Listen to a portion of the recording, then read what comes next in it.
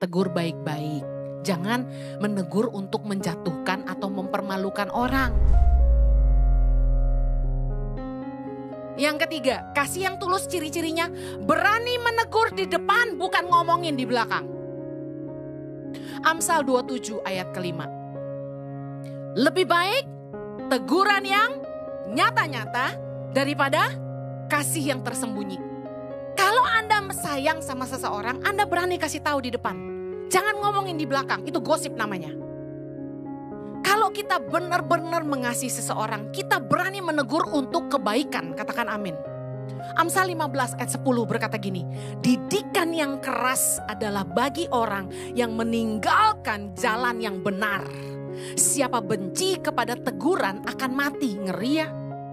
Kalau kita melihat ada orang yang meninggalkan jalan yang benar, ada teman kita meninggalkan jalan yang benar, harusnya kita berani tegur untuk kebaikan. Jangan malah ngomongin di belakang. Yakobus 5 ayat 20. Ketahuilah bahwa barang siapa membuat orang berdosa berbalik dari jalannya yang sesat, ia akan menyelamatkan jiwa orang itu dari maut dan menutupi banyak dosa. Yang banyak dosanya angkat tangan. Wih, sama. Anda pengen menutupi banyak dosa, menangin banyak jiwa. Baca firman Tuhan, barang siapa membuat orang berdosa berbalik dari jalannya yang sesat, ia akan menyelamatkan jiwa orang itu dan dari maut dan menutupi banyak dosa. Saya kasih tahu, Tuhan itu mau kita tuh bimbing orang ke jalan yang benar. Dari jalan yang salah, kita harus bimbing teman-teman kita, bukan menghakimi mereka. Di depan mata saya lihat orang dugem mulu. Dibagiin di IG story-nya. Kayaknya sengaja pamer, dia pengen lihat Bu Heni ngomong apa gitu.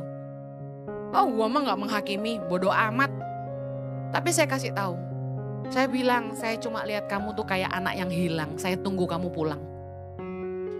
Kalau kita sadar teman kita salah, yang mereka butuhkan bukan penghakiman, tapi kita mendoakan mereka, ngajak mereka pulang, kembali ke jalan yang benar. Amin. Yesus tuh ngajarin cara menasehati sesama yang berdosa. Mari, menarik sekali. Matius 18 ayat 15 sampai 17. Tentang menasehati sesama saudara. Lihat judulnya aja gitu. Berarti gini, Anda nggak boleh sembarangan menasehati orang. Orang bisa bilang gini, emang kamu siapa? Yang dinasehati itu sesama saudara. Saudara kita. Ayat 15. Baca sama-sama.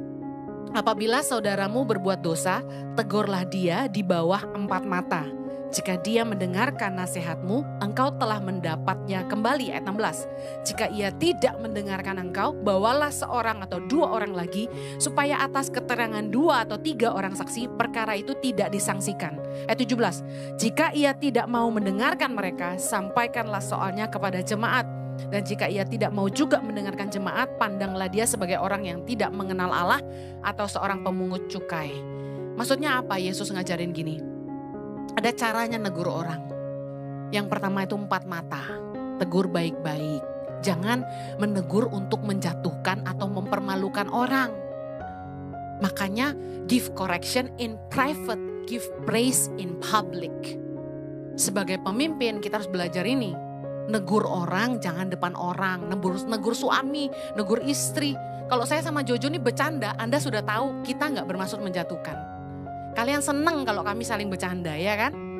Suami saya juga kalau khotbah bercandain saya melulu, itu udah jadi warna di Ici supaya semua ketawa.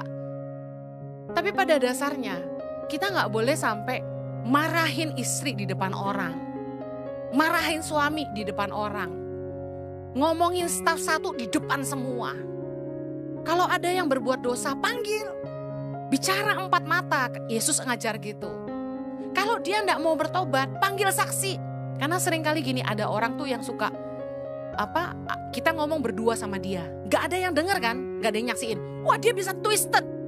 Dia ngomongnya beda di luaran. Wah Bu Heni ngomong gini-gini. Wah bahaya itu. Kita harus bawa 2 atau 3 orang saksi kata Yesus. Nah kalau orang ditegur gak bisa, ajak saksi.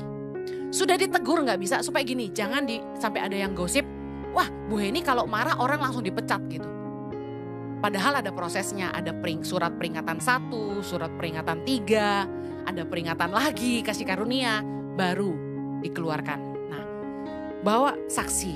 Yang ketiga, kalau masih gak mau bertobat, orang itu bikin salah, merusak kedamaian, bikin masalah, baru diumumkan ke jemaat.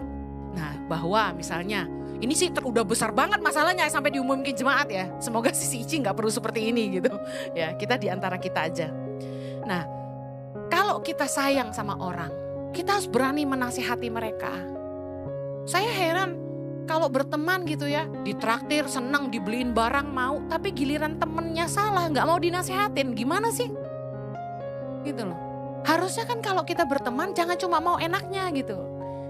Gak enak kan, negur orang tuh gak enak, negur tuh gak enak. Resiko, hubungan bisa rusak. Tapi kalau kamu sayang, kamu berani tegur orang itu. Tegur untuk kebaikan. Kita menyelamatkan nyawanya dari maut. Amen.